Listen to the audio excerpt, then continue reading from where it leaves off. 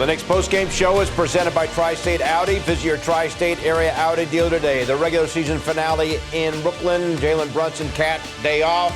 Mikal Bridges plays only 6 seconds, but extends his consecutive games played streak. Precious Achiuwa, another excellent game with 18 points. And Payne for the Knicks had a season-high 21. Landry Shamet had a season-high 29. And the Knicks beat the Nets. Final score, 113-105. Great to have you with us here from our Delta MSG studios. Bill Pito along with Alan Hahn. So all eyes now on next weekend, the playoffs. Game 1, Knicks and Pistons will either be on Saturday or Sunday. But let us also acknowledge, Alan, 51 wins for this team. It's the Knicks' best regular season since the 12-13 team won 54 games. Yeah, finishing the season off with a win is an important thing, no matter who is in the lineup, just to feel good at the end of the year and also accomplish something, which is being one game better than you were last year when it comes to wins and losses. But, I mean, you're right. This is now the regular season's behind you. And it's something that Wally referenced a couple of games ago. This looks like a team that just wants to get to the postseason, that just knows that the 3 seed was theirs, and they just want to get to now where the games matter most. We're there now. And it is time, certainly, for them to get their minds and bodies reset and ready in a week to play a playoff game. But this game does show you a couple of things, and one of them was, of course, Landry Shamet, and that he finished off the season on a heater. 47% from 3 in his last 11 games, averaging 12 points a game, and showed you in a game like this that he not only was he hot, he stayed hot, and showing you that he could dominate against all these players. This is the shooting that he brings is so valuable in the postseason, and if he can go into the playoffs feeling as good as he is with his shooting and his ability, his experience, over 50 games in the playoffs, that's a valuable veteran to have off the bench in the postseason. I want to remind everyone we have our playoff preview show tonight at 8 o'clock, and we'll obviously be talking about each team's bench. And you just referenced Shamet. We know the Pistons have a pretty good bench. If Shamet can do what he's done here of late, how huge is that going to be? He had a season-high 29 points and a season-high 7 made threes. Yeah, it's very important. I mean, we all know how important defense is in the postseason, but still, offense is everything, and making shots is important. I think experience is something we'll talk a lot about in this matchup in the playoffs.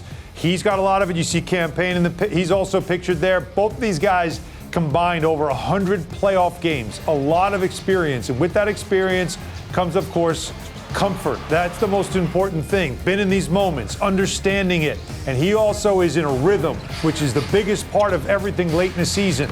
The Knicks have talked about at the end of this season how they are out of rhythm right now. They have to find rhythm.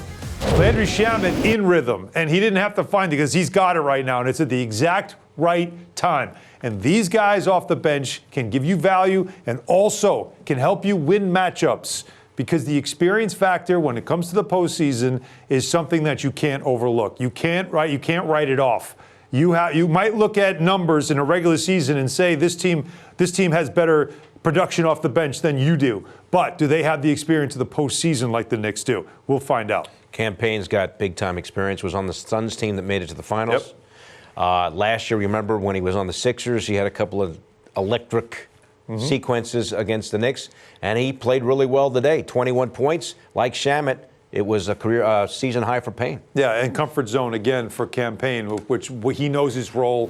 He knows what's expected of him. All that stuff is important that you just mentioned in that playoff experience. And you'll have, again, the professional approach to a game like this, where you know the guys that are on the court, you know what you're dealing with in a game that does the win matter? Well, wins always matter, of course.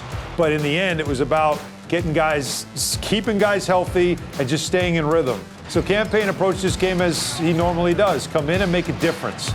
And what I love about Payne is something that Mike Breen has talked about a lot. It's his enthusiasm for the game. The guy's been in the league a long time now. You have to understand, like when preseason, I remember watching him in Charlotte. And I remember seeing him dancing before warm-ups in the preseason. I'm thinking, like, what's this guy fired up for? It's the preseason. What does he care? It's how much he loves to play. And so veterans like him, especially a guy like him who's been to the finals, when it gets to playoff time, you can only imagine just how much more that enthusiasm goes up. So his readiness, but his also understanding of his role, and he has done it before and played it at a high level. Payne's the guy you hate to play against, but you love having him on your team. And we'll see about Precious Achiuwa in terms of playing time in the playoffs. we do know that when he started, like he did against Detroit and like he did this afternoon, 18 points against the Pistons, 18 points this afternoon. When he gets the opportunity, when he gets the minutes, he often produces. Yeah, and it's important, I think, for Precious Achiuwa because we know, again, bench minutes are going to get smaller and smaller. When you get to the postseason, rotations will get tighter. And how do you play? And there'll be matchup situations you'll look at in the postseason and say, does this player fit the matchup we need in this series versus maybe another series? He's got size, he's got versatility. We know he can score. He loves to dunk on people. He also doesn't mind physicality. We did see that in Detroit. That could be something important. But for Precious Achiuwa to take big minutes like this, a starting role, and get off to a great start, it's another reminder to the coaching staff. And don't forget about me. Don't forget about what I can bring to this team. Now, we mentioned Cat didn't play and Mitchell Robinson didn't play. That's why Achiuwa got all the time. And he took advantage of it. Detroit, they also were shorthanded up front. Right. But when completely healthy, it'll be interesting to see, Alan, if Achiuwa gets any opportunity. It's going to be really interesting because, you got to know that right away when you're talking about your bench rotation, because you rarely will go 9 deep. You will probably go 8. Maybe a 9th guy might get spot minutes. But if you think it's 9, you're going to have Mitchell Robinson. Yep, for sure. Or 8, you're saying. Mitchell Robinson, McBride, Payne, Shamet. Which of those other that's three? That's what I mean. You got to see what fits, what works. You're talking about size matchups where at the guard position, do you need more size, more height? You're also looking for experience, right? So you want to see how that works out. But for the most part, I want Jalen Brunson on the floor as much as possible. I want Karl Anthony Towns on the floor as much as possible. I need OG Anunoby on the floor as much as possible.